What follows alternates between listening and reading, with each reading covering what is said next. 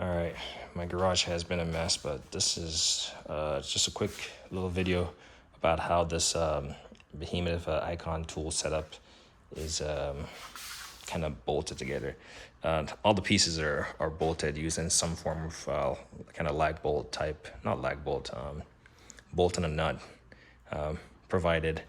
And I actually went out and got different ones because I felt like the ones that were using to make these lockers weren't really working out for me.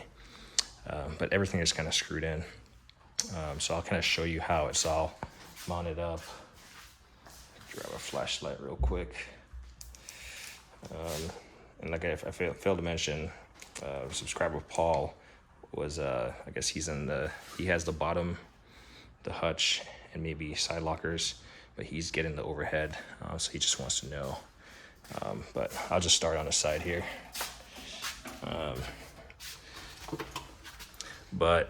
So this is the side locker, obviously, but you have these holes right here. And you're gonna have 6 places. You see there's like 2 holes per place, except at the bottom here, there's only 2. So you're just gonna fish it from the back side and the bolt, and it's just gonna thread in there, and that's gonna lock the bottom in. And you'll just do that on the way up.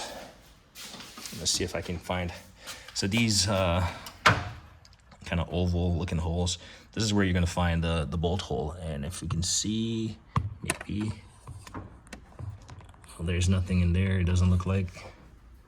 No. So if I was mounted to the next side, this gallon jug is in the way. If I was mounting to the next side, this is where effectively I would mount it through.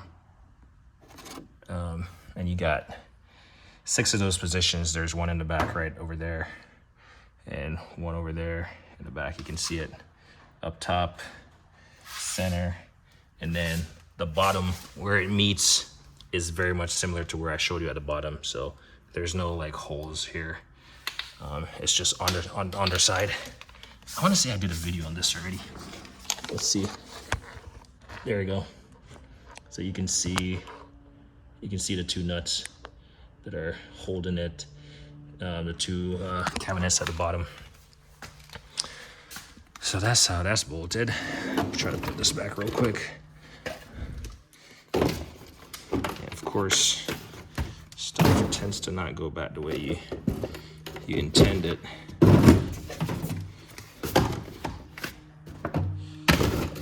That's because it was kind of squeezed in there. All right, so that's how the lockers. And then clearly I have 2 side lockers, but you can stack as many as you want. You just have to make sure, obviously a 56 overhead fits a 228. Obviously the 72 overhead would not fit on top of these 2. So once everything is like symmetrical, then that's how you go about it. And then if you look up on the inside of here, you'll see a bolt in the back right there, back left, and there's one right here. So that's how it's bolted from the underside. From the underside, it bolts and goes into this larger frame of the overhead. And like I said, if it's all symmetrical, you know, you got 2 side lockers and a 56 overhead, then it should be the same setup. So if you look, I should have an empty hole right here. I'm not sure if I'll be able to catch it.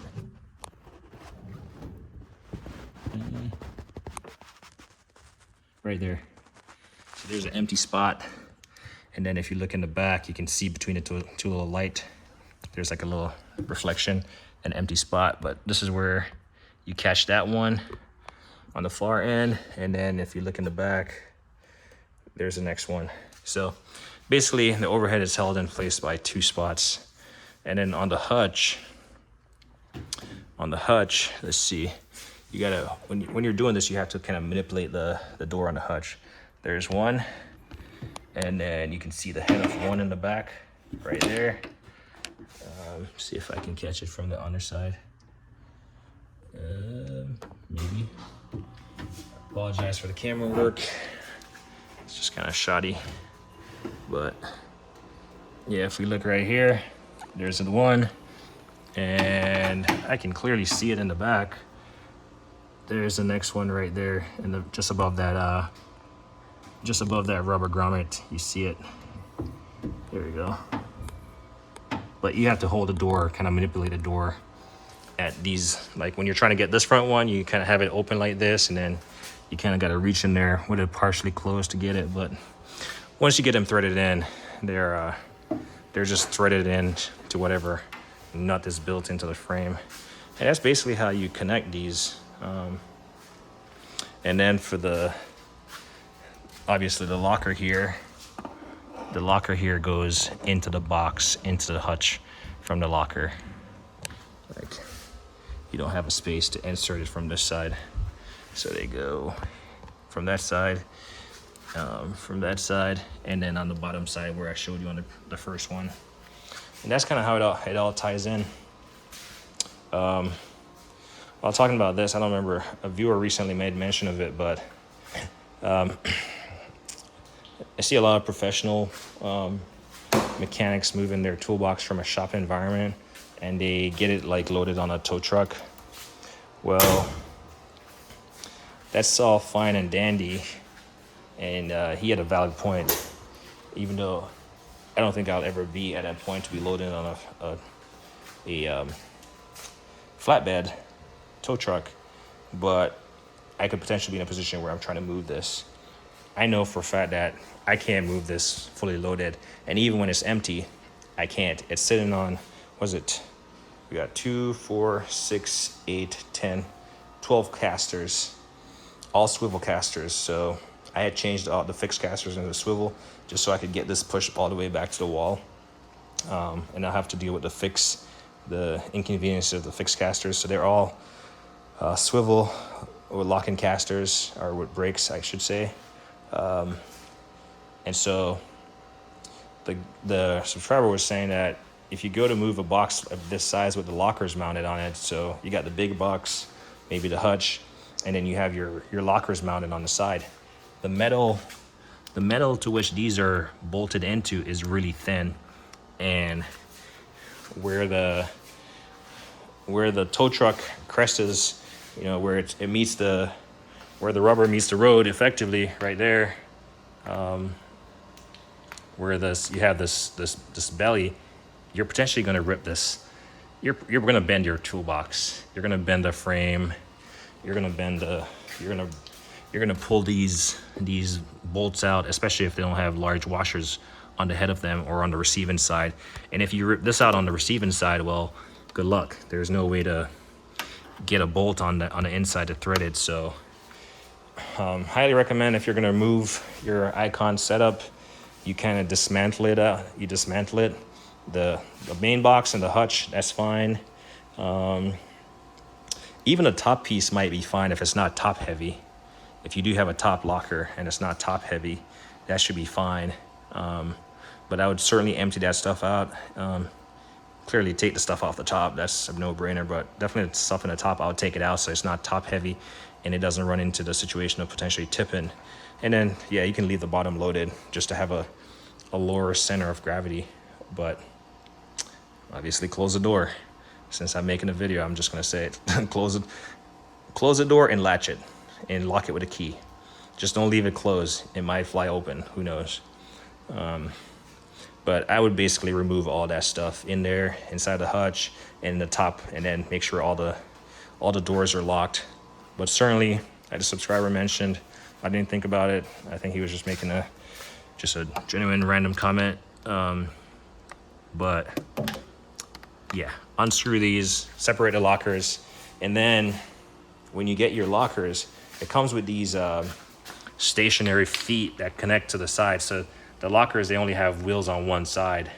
So if you notice, I only have wheels on one side of the locker. So the locker ends right here, locker ends right here. I only got a feet on each side. Same thing for all of them.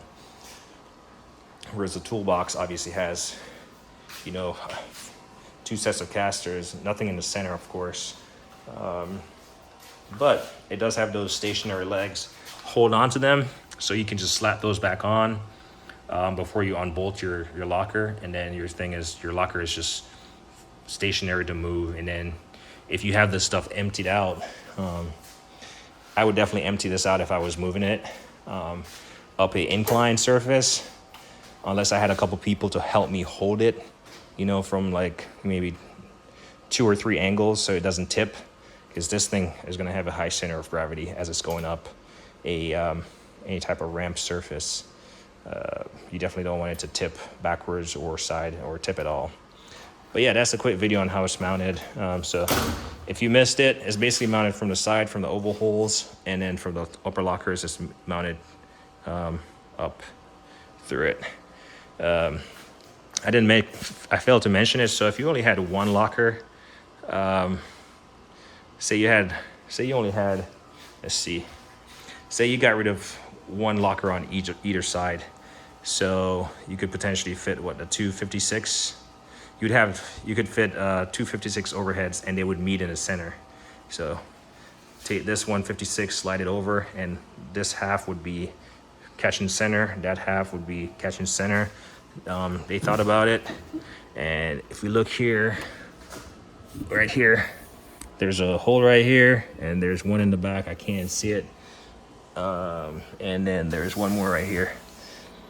So really any combination of lockers, the reason why you can't see through it, obviously, I mean, it's obvious, right? The overhead locker spans the entire width, so you can't see through it.